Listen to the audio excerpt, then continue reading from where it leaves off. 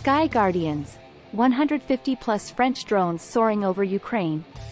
French drone manufacturer Delair has made a significant delivery of over 150 drones to the Ukrainian Defense Forces.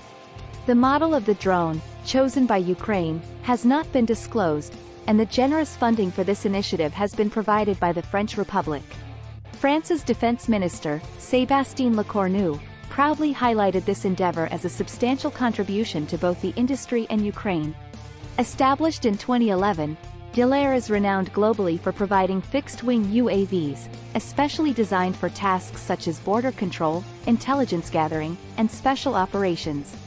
Drones developed by Delair, including models like the DT-46, DT-26 line, and UX-11, are known for their reliability, adaptability, and quality sensors, allowing operation under various conditions throughout the year.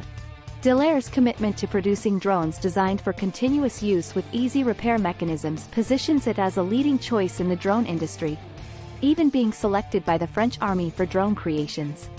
The initiative is geared towards the rapid development of low-cost, easy-to-use French drones capable of striking light targets up to 5 kilometers away.